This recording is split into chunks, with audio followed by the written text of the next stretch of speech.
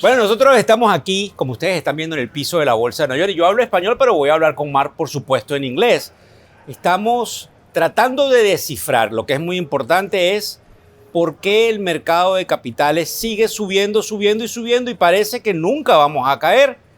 Aquí tenemos a Mark Newton, que he's not only an expert on the technical aspect of the market, but he's also partner and head of technical analysis at Fundstrat, which is a phenomenal house that is doing research and now more recently having their own ETF that is revolutionizing the whole market. Thank you, Mark, for being with us. I think that the first question that we want to have for Mark is, where do you think the market is going to close, Mark, in 2025? This is amazing what we're seeing. I think we close at 7,000. Okay. I'm bullish for the next couple months. However, I do think that we're going to have a correction in November. There's several things that are a little bit of a problem. Technology has moved straight up, but the rest of the market has not. So the equal-weighted S&P is unchanged since July, no movement. Mm-hmm. Eventually, that needs to change. We need to see a broad-based move, or else the market is susceptible and vulnerable to a possible pullback. We also see that positioning and deal making is rapidly gone on the rise. Last month was the biggest month in US M&A, mergers and acquisitions, in 25 years. It's amazing. But it's like, where has this been all this time? The market's already up 35%, and now people are all of a sudden turning the switch and starting to do deal making. To the bulls' credit, sentiment is still not all that optimistic. And I think that's a good thing for the market in general. But I do worry that breadth and momentum have started to slide a little bit. Technology has gone straight up. There's several pockets of speculation in the metals, in the Bitcoin miners, and the quantum stocks.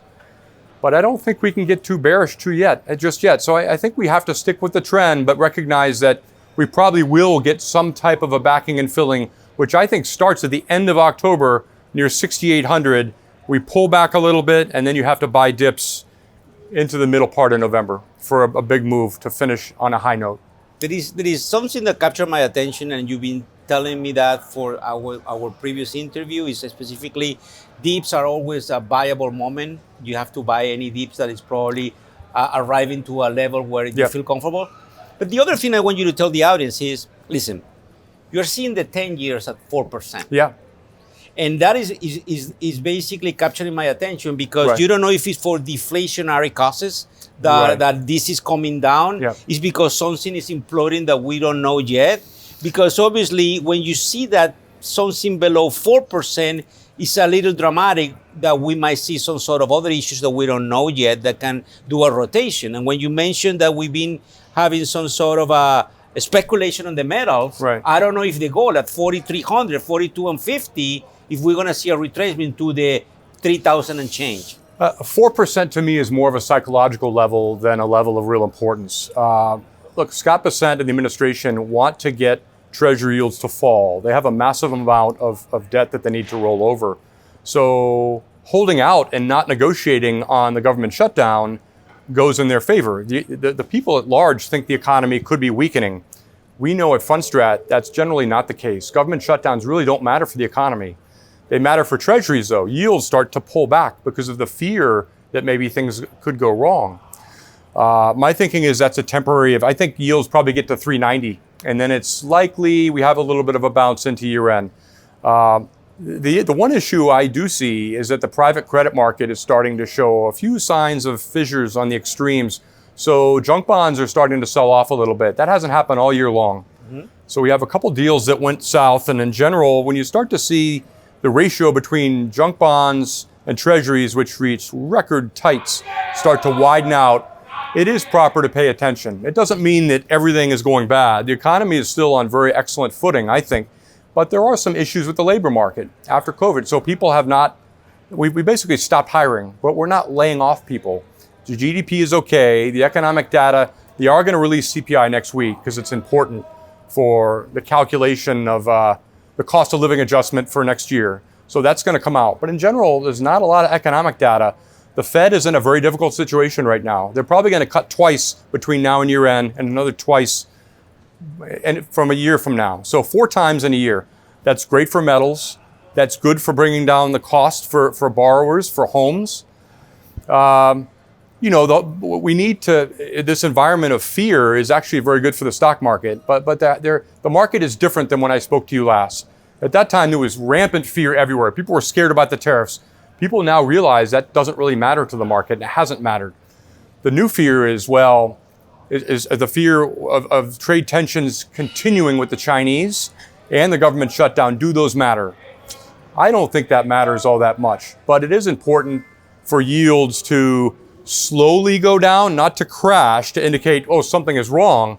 And for the stock market, for technology and all the parts of the market to rise. And we haven't seen that yet, but we have seen small caps start to break out. That was Tom Lee's biggest call in the last year. People were so skeptical, and it's finally happened. So small caps, given rates are falling, all these small capitalization companies with big debt to capitalization ratios, they benefit as yields come down. So it's a big positive for small caps. So I remain optimistic, but there are a few warning signs that I'm watching, and it doesn't make me want to sell stocks just yet. Listen, it's funny, we're speaking with him, I'm going to change to español. Es interesante porque una de las cosas que les quiero decir a ustedes es el socio del Tom Lee, que ha sido siempre un permabull y que yo creo que ha logrado que nosotros inclusive nos quedemos asombrados. Well, I'm talking to them that we basically are completely surprised about Tom always, or mostly every time, calling very calm where the market is going to go. Yeah. What is your vision for actually next year? We don't want to enter into that yet, but the markets are priced in 2026. And I know Tom seems to be a little bit cautious. I don't know if you're saying sensation about what might happen on 2026. At least, what are you seeing right now in your dashboard? Because everything might change in the last couple of weeks of the month of the year. I won't give away all my secrets of 2026. And there still is a couple months that are very important before we truly make that call.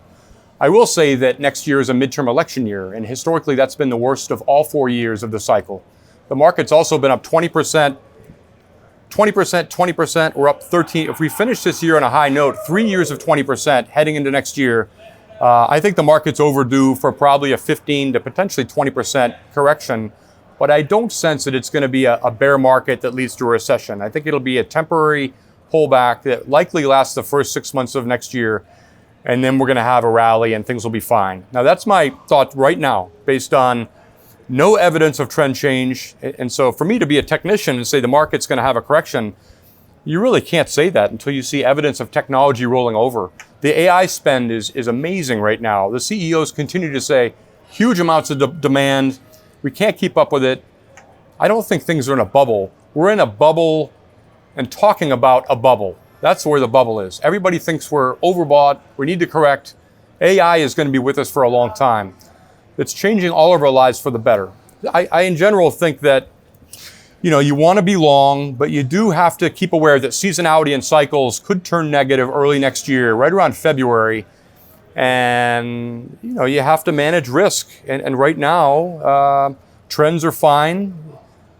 Bonds are still going up. Cryptocurrencies are going up. Stocks are going up. So I don't have any technical reason based on price trends to be afraid. It's more just about saying, wow, we've come a long way really fast, and maybe we need to give some of that back. So I'll address that towards year end. Listen, one of the other things I want to ask you is specifically about the asset classes. When we spoke in May at the Money Show conference, Tom Lee was forecasting the Bitcoin as high as 200,000 year end. Yeah. But I remember speaking with you, and it's recorded, you were telling me, Victor, I think will be 135. Yeah. And obviously today, as we're recording this, is October 16, we're at around 109, 108, 1,000 per Bitcoin. Where do you see that asset class? And if you can tell me about Bitcoin and obviously about the oil. The oil is below 60, and I want how technically you are seeing those two asset classes that are pretty important, at least for a portfolio of a lot of our clients. I'm very bullish on the future of cryptocurrencies. I will say that we've now had a 3-year bull run, and historically cryptocurrencies could be entering a time next year where the 4-year cycle reasserts itself and we have a down year in crypto. I don't want to get too ahead of myself, but I think that Bitcoin has started to lose a little bit of appeal to me. I'd rather favor Ethereum, Solana, Ripple, and some of the altcoins versus Bitcoin. I still think Bitcoin gets to 130, 130 to 135. But I personally don't see it as getting to 250 this year. I think that we are going to have a correction in November, but it probably comes from higher levels. I think Bitcoin goes to 130. We have a little bit of a pullback, and then we have a final surge. It probably takes us up into January. For me, I would use that as a time to cut back on risk and crypto.